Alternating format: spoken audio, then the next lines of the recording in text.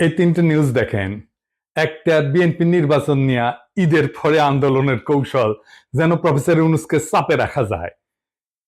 ইন্ডিয়ার বক্তব্যে বাংলাদেশে অন্তর্ভুক্তিমূলক নির্বাচনের মধ্যে দিয়া সব বিষয়ের নিষ্পত্তি চায় ভারত, যেন বাংলাদেশ ভারতের একটা প্রদেশ। আর ওয়াকারের ডিসেম্বরের মধ্যে নির্বাচন হওয়া উচিত। মিল দেখতে পান? হ্যাঁ, মিল হচ্ছে এদের মধ্যে একটা কমন জিনিস, ডিসেম্বরের মধ্যেই নির্বাচন। আমি বলছি ওয়াকার, বিএনপি, আওয়ামী লীগ আর ইন্ডিয়া, এই চারটা মিলে একটা ঐক্য হয়েছে। এই ঐক্যের লক্ষ্য হচ্ছে প্রফেসর ইউনূসকে তাড়ানো, ভাগানো তাড়াতাড়ি। এতে চার পক্ষেরই লাভ। রাষ্ট্রটায় কোনো সংস্কার হবে না, যা আগে ছিল তাই থাকবে, ঘুরে মাগুর স্যাং।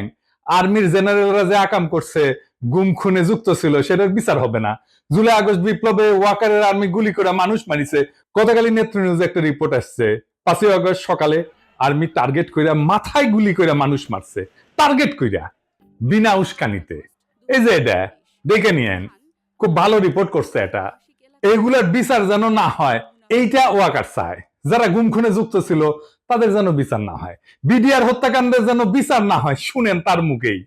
এই বর্বরতা কোনো সেনা সদস্য করেনি, সম্পূর্ণটাই তদানীন্তন বিজিবি সদস্য দ্বারা সংঘটিত। Full stop. এখানে কোনো ইফ এবং বাট নাই। এই ওয়াকারের নেতৃত্বেই প্রাণঘাতী অস্ত্র দিয়া বিক্ষোভকারীদের গুলি করে মারা হয়েছে। আয়নাঘর ভিজিট করতে বাধা দিছে প্রফেসর ইউনূসকে। নিজে গেছে ভিজিট করতে, উই গেছে ভিজিট করতে। ওর আর্মি অফিসাররা তো এই কাজ করেছে, উই গেছে, যায় নাই। হাসনাতকে ডাইকা হুমকি দিছে পরিশুদ্ধ আওয়ামী লীগ আনবে, ইন্ডিয়া সিক্কুর দিছে ইনক্লুসিভ নির্বাচন করে। ওয়াকার এরপর থেকে কে হুয়া করে সিক্কুর দিচ্ছে ইনক্লুসিভ নির্বাচন করে। এই ঐক্যে বিএনপির কি লাভ?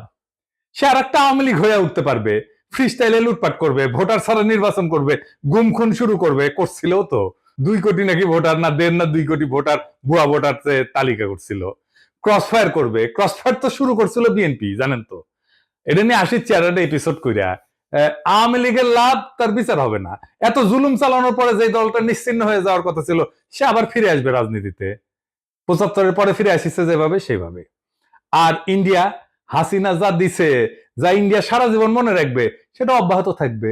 সে নদী শুকাবে, সীমান্তে বাংলাদেশি নাগরিক মারবে, বাংলাদেশের বাজারে তার পণ্য বেচবে, ভোমা ভোমা পেঁয়াজ খাওয়াবে 300 টাকা কেজিতে, তারপরে বলবে তোমাদের রান্নাঘরে চলে না আমাদের খাবার ছাড়া, আমরাই তো তোমাদের খাওয়ায় বাঁচায় রাখতেছি। রোগী ধরে নিয়ে যাবে ইন্ডিয়ায়, তারপরে বলবে আমাদের এখানে না আসলে তোমাদের গতি কি? চিকিৎসাই তো হবি না তোকে। বাংলাদেশের চাকরির বাজারে সব টপ পজিশন গুলো নিয়ে নেবে, আর কি ট্রানজিট নেবে বাংলাদেশের মধ্যে দিয়া। এই তো প্রফেসর ইউনূস অসংখ্যবার বলছে ডিসেম্বর থেকে জুনের মধ্যে নির্বাচন দিবে। এই সময়টা লাগবে তার সংস্কার করতে, এটা সহ্য হতেছে না। কারণ সংস্কার করলে তো সেই রাষ্ট্রে যথেচ্ছাচার চালানো যাবে না, ভারতীয় আধিপত্য চালানো যাবে না, লুটপাট চালানো যাবে না, আয়না ঘর বানানো যাবে না। এই সংস্কার কেন দরকার একটু বুঝে দেখি, আসেন। রাষ্ট্র কিছু প্রতিষ্ঠানের মিলিত শক্তি। একটা বিল্ডিং যেমন থামের উপরে খাড়ায় থাকে না, রাষ্ট্র দাঁড়ায় থাকে ইনস্টিটিউটের উপরে। যেমন ধরেন আদালত একটা ইনস্টিটিউট বা প্রতিষ্ঠান, আমলাতন্ত্র বা ব্যুরোক্রেসি একটা প্রতিষ্ঠান, মিডিয়া একটা প্রতিষ্ঠান, সেনাবাহিনী একটা প্রতিষ্ঠান, পুলিশ একটা প্রতিষ্ঠান, এমনকি বাজার একটা প্রতিষ্ঠান, অর্থনৈতিক ব্যবস্থা একটা প্রতিষ্ঠান, শেয়ার মার্কেট একটা প্রতিষ্ঠান, নির্বাচন কমিশন একটা প্রতিষ্ঠান। এগুলো কিসের উপরে টিকে থাকে, কার্যকর থাকে কিভাবে? একটা জিনিসে, একটা মাত্র জিনিসে এগুলো কার্যকর থাকে, সেটা হচ্ছে ট্রাস্ট বা বিশ্বাস। আপনার আদালতের উপরে বিশ্বাস থাকতে হবে যে আপনি ওখানে যে ন্যায় বিচার পাবেন। পুলিশের কাছে গেলে আপনি নিরাপত্তা পাবেন, বিশ্বাস থাকতে হবে। নির্বাচনে অবাধে ভোট দিতে পারবেন, এই বিশ্বাসটা থাকতে হবে। প্রশাসনের কাছে গেলে বিনা ঘুষে সেবা পাবেন, এই বিশ্বাস থাকতে হবে। আর্মি আমার রাষ্ট্রকে নিরাপত্তা দেবে, এই বিশ্বাসটা থাকতে হবে। সরকারি হাসপাতালে গেলে রোগের সুচিকিৎসা পাবেন, এই বিশ্বাসটা থাকতে হবে। শেয়ার মার্কেটে গেলে নিরাপদে বিনিয়োগ করতে পারবেন, এই বিশ্বাসটা থাকতে হবে। বাজারে স্বাস্থ্যসম্মত নিরাপদ পণ্য পাবেন সুলভে, এই বিশ্বাসটা থাকতে হবে। তো আপনি কি এইগুলা পান? পান না। আপনি ভোট দিতে পারেন? পারেন না। ঘুষ ছাড়া ফাইল নড়ে না। বাজার ফাংশন করে না। আপনাকে চাঁদা দিতে হয় ব্যবসা করার জন্য। ব্যাংকে টাকা রাখলে লুট হয়ে যায় সেই টাকা। শেয়ার মার্কেটে আপনার টাকা লুট হয়ে যায় বছরের পর বছর।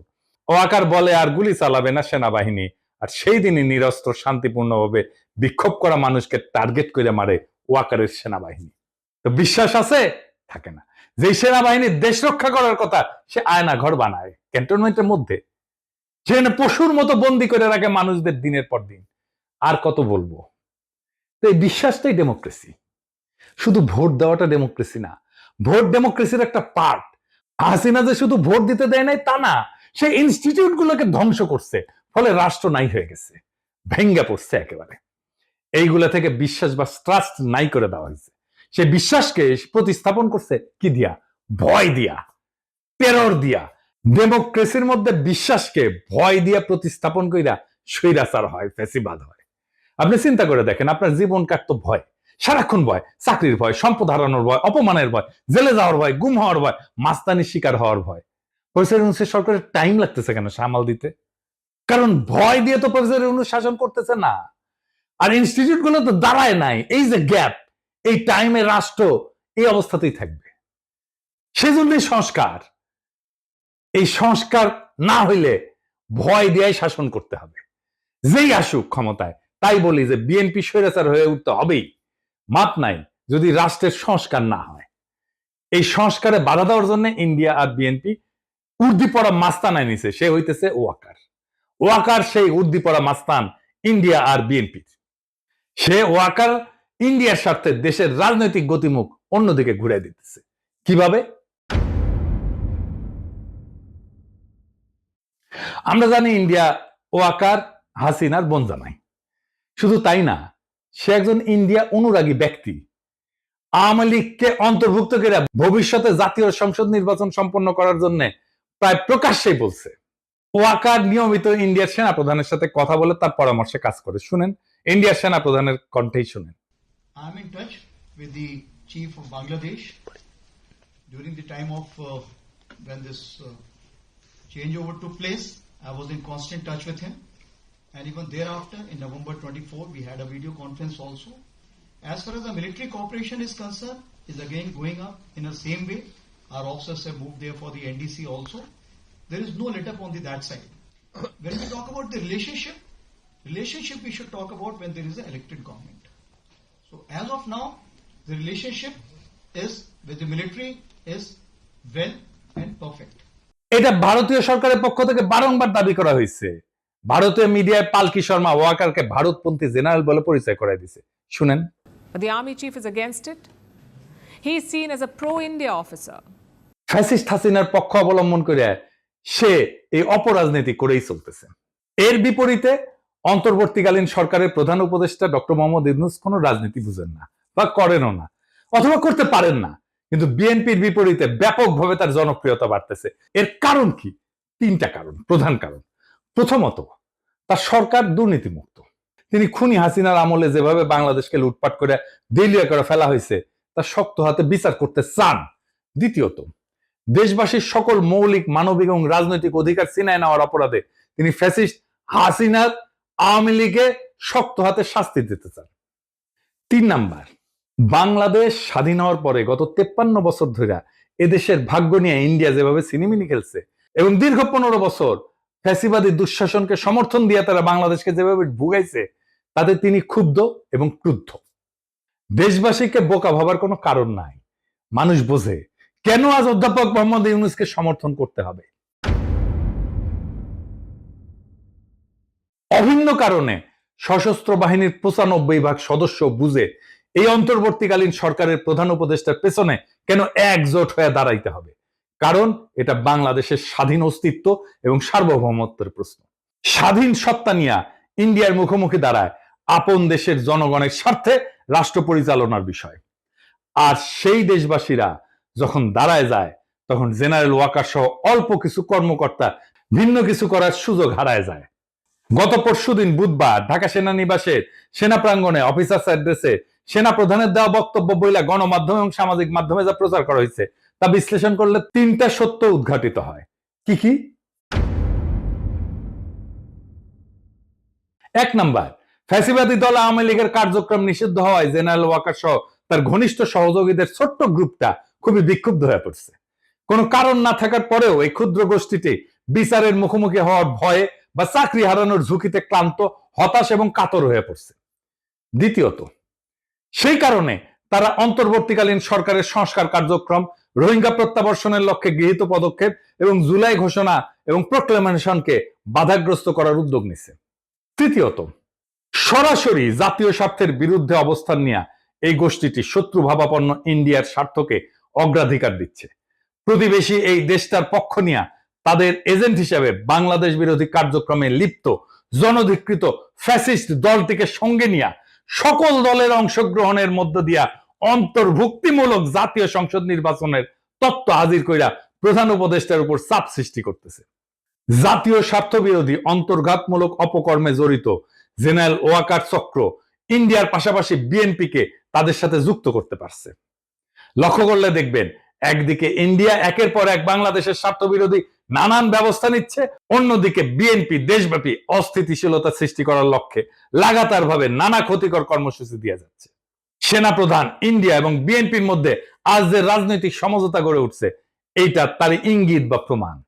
শুধু তাই না, দেশবাসী বিস্ময়ের সঙ্গে লক্ষ্য করতেছে মাঝে মধ্যেই জেনারেল ওয়াকার চাকরিজীবী হিসেবে তার সরকারি চাকরির কাজের সীমানা অতিক্রম করে রাজনীতি নিয়ে বিতর্কিত মন্তব্য করে যাচ্ছে।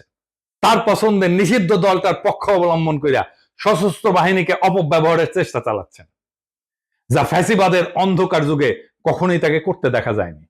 ফ্যাসিবাদের অন্ধকার যুগে কখনোই সে সরকারের উপরে চাপ সৃষ্টি করে নাই। তিনি তখন খুনি হাসিনাকে সেবা দান এবং ঘাতক, হন্তারক এবং লুটেরাদের ক্ষমতা নিরঙ্কুশ এবং চিরস্থায়ী করার কাজে ব্যস্ত ছিলেন। বিগত মাসগুলোতে ইন্ডিয়ার পত্রপত্রিকায় বাংলাদেশের রাজনৈতিক পরিস্থিতির ব্যাপারে যে সমস্ত বৈরী সংবাদ বিশ্লেষণ প্রকাশিত হয়েছে, এর অনেক কিছুই গত বুধবার সেনাবাহিনী প্রধানের কণ্ঠে উচ্চারিত হয়েছে। এতে বাংলাদেশ রাষ্ট্র, অন্তর্বর্তীকালীন সরকার এবং জুলাই গণ অভ্যুত্থানের প্রতি তার আনুগত্য নিয়ে দেশবাসীর মনে গভীর প্রশ্ন সৃষ্টি হয়েছে। এতে আমরা শঙ্কিত, হতাশ এবং বিক্ষুব্ধ। উদ্ভূত পরিস্থিতিতে আমরা অন্তর্বর্তীকালীন সরকারের প্রধান উপদেষ্টা অধ্যাপক মোহাম্মদ ইউনূসের কাছে দাবি জানাচ্ছি, গত বুধবার সেনা কর্মকর্তাদের উদ্দেশ্যে দেওয়া সেনা প্রধান জেনারেল ওয়াকারুজ্জামানের বক্তব্য অতি সত্বর রেডিও, টেলিভিশন সহ গণমাধ্যমে প্রকাশ করুন। অফিসারদের উদ্দেশ্যে দেওয়া বক্তৃতায় তিনি কি বার্তা দিচ্ছেন এবং কোন প্রশ্নের কি জবাবে কি বলছেন, এর ধারণকৃত বিবরণ, রেকর্ডেড অ্যাকাউন্ট দেশবাসী শুনতে চায়। আর আপনারা জানেন, প্রফেসর ইউনূস বিএনপির চাপ আর ওয়াকারের বেদ্যুপিতে পদত্যাগের সিদ্ধান্ত নিয়েছেন। এর দায় ওয়াকার এবং বিএনপির। এখন করণীয় কি? ওয়াকার আর বিএনপিকে আমি একটা থিওরিটিক্যাল অবস্থার কথা বলি। প্রফেসর ইউনূস যদি জাতির উদ্দেশ্যে ভাষণ দেন আর ওইখানে যদি বলেন আমি একটা ভালো নির্বাচন দিতে চাইছিলাম প্রয়োজনীয় সংস্কারের পরে, আমি তারিখও বলছি, সামনের বছরের জানুয়ারি থেকে জুনের মধ্যে, যেন পরবর্তী সরকার ভালোভাবে দেশ চালাইতে পারে, সংস্কারটা সম্পূর্ণ হয়, রাষ্ট্রটা গড়ে ওঠে। কিন্তু ভারত সেনাপ্রধান এবং বিএনপি যৌথভাবে ডিসেম্বরের আগেই নির্বাচন চায়। আমি যেহেতু এর আগে করতে পারবো না, নির্বাচন দিতে প্রস্তুত হইতে পারবো না, আমি বিএনপি আর সেনাপ্রধানকে আরেকটা তত্ত্বাবধায়ক সরকার গঠন করতে আহ্বান জানাই। আমরা তাদের কাছে ক্ষমতা দিয়া আমাদের কাছে চলে যাব। প্রফেসর ইউনূসের নিয়োগ দেওয়া সবাই যদি একসাথে পদত্যাগ করে চলে যায়, নির্বাচন প্রধান, নির্বাচন কমিশনার, নির্বাচন কমিশনাররা সহ, আপনারা সামলাইতে পারবেন? পাবলিকের মাইল কিন্তু একটা মাটিতে পড়বে না। এরপর যদি জামাত আর এনসিপি নির্বাচনে না আসে কেমন হবে? নিজেরাই হাসিনা যেরকম হাত মারার নির্বাচন করেছিল, ওরকম হাত মারার নির্বাচন করতে হবে। আপনারা ডিসেম্বর কেন, এই মাসে নির্বাচন করে ফেলেন, দেরি হলে লেট হয়ে যাবে। নেন, ক্ষমতা নেন, এতই শখ নেন, নিজেরাই নেন। বাট আমির খসরু মাহমুদের প্রধান উপদেষ্টা বানান, দেখি উই নাকি কয়েক মাসের মধ্যে নির্বাচন করে দেবে, করুক না। মির্জা ফখরুলকে প্রধান নির্বাচন কমিশনার বানিয়ে দেন। একটা ভাঙা রাষ্ট্রকে গুছাইতে সময় লাগে, আর সেই সময়টা দিতেই চায় না যারা ভাঙার কারিগর। ওয়াকার, ইন্ডিয়া, বিএনপি, আওয়ামী লীগ চারজনে মিলা একটা অশুভ ঐক্য তৈরি করছে, যাতে রাষ্ট্রটা আর কখনো ঠিক না হয়, বিচার না হয়, সংস্কার না হয়, ইনস্টিটিউশন না দাঁড়ায়। ভয়টা থেকেই যায়, কারণ ভয় থাকলেই তারা শাসন করতে পারবে। কিন্তু ভয় আর বিশ্বাস, এই দুয়ের মধ্যে বেছে নিতে হবে বাংলাদেশকে, আমরা কোনটা চাই। প্রফেসর ইউনূস ভয় দিয়ে শাসন করতে চায় না, তাই তিনি বলছেন সংস্কার ছাড়া নির্বাচন মানে প্রতারণা। অথচ ওয়াকাররা বলতেছে ডিসেম্বরেই ভোট করো। কেন? কারণ জনগণ যদি একটু সময় পায়, যদি ইনস্টিটিউট দাঁড়ায় যায়, যদি মানুষ বুঝে পেলে তার অধিকার কি, তাহলে আর ভয় দিয়ে শাসন করা যাবে না। ওইখানেই তাদের ভয়। এই নির্বাচন মানে আরেকটা স্পিড ব্রেকার, যাতে ট্রাস্ট বা বিশ্বাস তৈরির কাজ থেমে যায়, জনগণের ক্ষমতা না বাড়ে। তাই বলছি, এখনই সময় তাদের এই অশুভ ঐক্যের বিরুদ্ধে জনগণের ঐক্য গড়ার। বিএনপি, আওয়ামী লীগ, ওয়াকার আর ভারতের এই অশুভ ঐক্য ভেঙে দিতে হবে। প্রফেসর ইউনূসকে সময় না দিলে এই রাষ্ট্রে শুধু সরকার বদলাবে, শাসন বদলাবে না, শুধু মুখ বদলাবে, হিংসা আর লুটপাটের কাঠামো থাকবে আগের মতোই। তাই প্রশ্ন একটাই, আপনি কি ভয় দিয়ে শাসিত হতে চান নাকি বিশ্বাসের উপরে দাঁড়ানো একটা স্বাধীন গণতান্ত্রিক রাষ্ট্র চান? উত্তর শুধু আপনার না, পুরো জাতির। এবং যদি জাতি ঠিক করে, তবে এই ডিসেম্বর তাদের ডিসেম্বর হবে না, আমাদের হবে। ইনকিলাব জিন্দাবাদ।